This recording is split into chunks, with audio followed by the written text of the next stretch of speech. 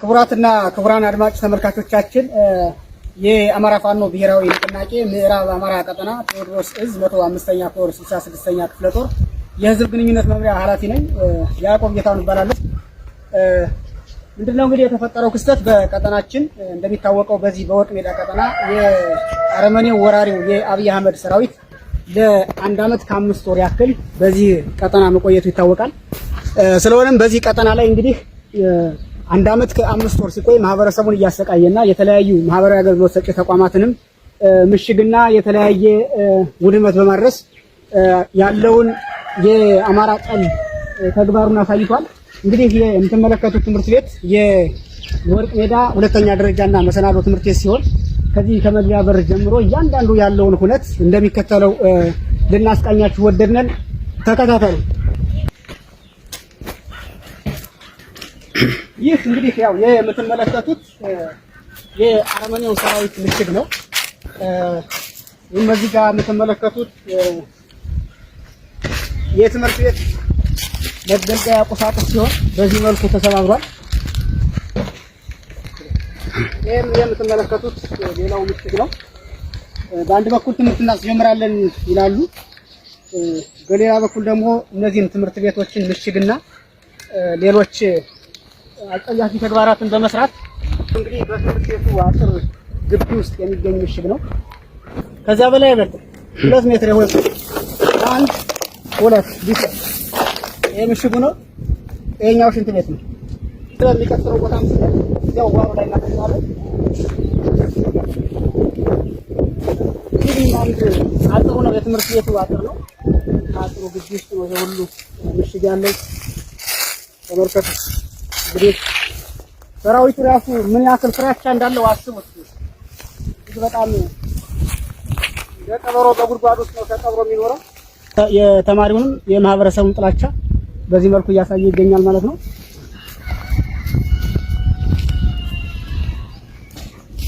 ያው እንደምትመለከቱት ነው እንግዲህ ቦታ አለ። መስታወቱ በዚህ በኩል ተሰባብሯል። እንደምታዩት ይሄ ክፍት ነው።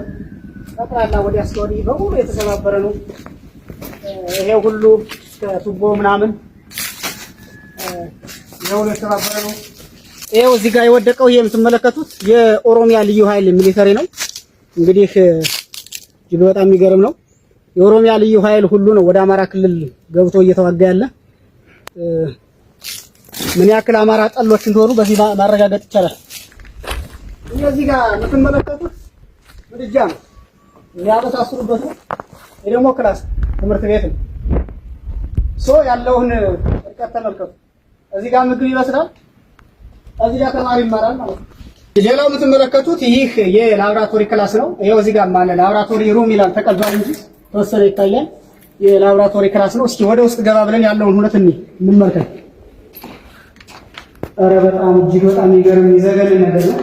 እንደምትመለከቱት ይህ የላብራቶሪ ሳይንስ ኪት የሚባሉት ናቸው። ላብራቶሪ ክላሱ በሙሉ የለም፣ አንድ ማቴሪያል የለም። ወድማል አራቀፍ እንግዲህ ይህ ትምህርት ቤት ነው። እንደምትመለከቱት 22ኛ ንስር 22ኛ ክፍለ ጦር እዚህ ቀጠና ላይ ነበረች። 22ኛ ንስር ብሎ ከክላስ ውስጥ ከአንድ ትምህርት ቤት ውስጥ መጻፍ ምን አይነት እንትን እንዳለ ተመልከቱ። ከላብራቶሪ ክላስ ውስጥ ነው ላብራቶሪ። ሌላው ፋኖ ምናምን ነገር አይችልም፣ ባባዳ ምናምን ነገር ይላለው የኦሮሞኛ ቃል መሆኑን ያሳያል። ይሄ ሁሉ ምን ያክል ወራዳዎች እንደሆኑ ለመገመት ቀላል ነው። እዚህ ጋር የምታዩቸው ጽሁፎች ራሱ የኦሮሞ ጽሁፎች ናቸው።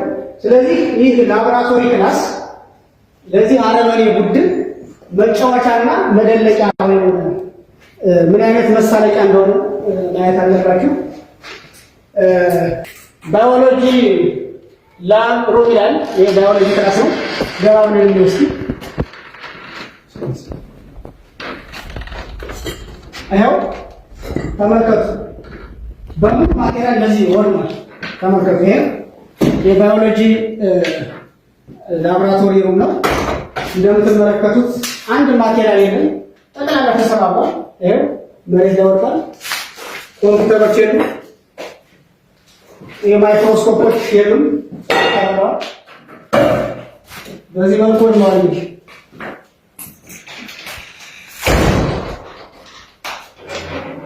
ይሄው ይሄ ጽሁፍ የራሳቸው ጽሁፍ ነው። ተመልከቱ። ቅድም በጀርባ ያጋሚል ነገር አለ።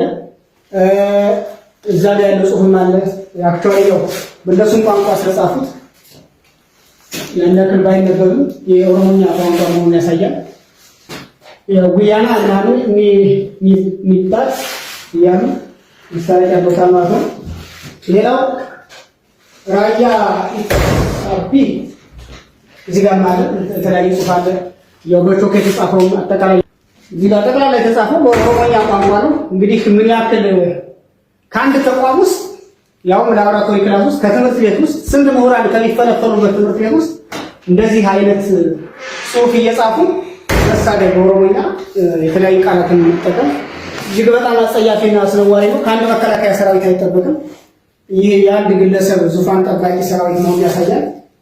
እውነት ትክክለኛ የኢትዮጵያ መከላከያ ሰራዊት እንደዚህ አይነት ነገር ኬሚስትሪ ላብ ወይም ደግሞ የኬሚስትሪ ላብራቶሪ ነው። እስኪ ወደ ውስጥ ገባ ብለን የሚሄድ ያለውን ነገር ያው እነዚህ የምትመለከቷቸው የኬሚስትሪ ውጤቶች ናቸው። ከዚያኛ በተሻለ ቢሆኑ ክላሱን ግን አድርገውት ያለ ተመልከቱ። እዚህ ጋር ወደ ተቋጣ ያለው ነገር እንደዚህ ነው። እነዚህ ማቴሪያሎች አሉ።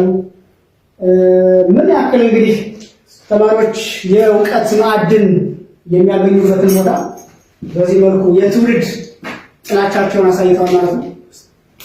እንግዲህ የኛው ክላስ ደግሞ የመማሪያ መጽሐፍት ስቶር ነው። የእሱ መደርደሪያ ነው። ወደ ውስጥ ገብተን ያለውን ነገር እንግዲህ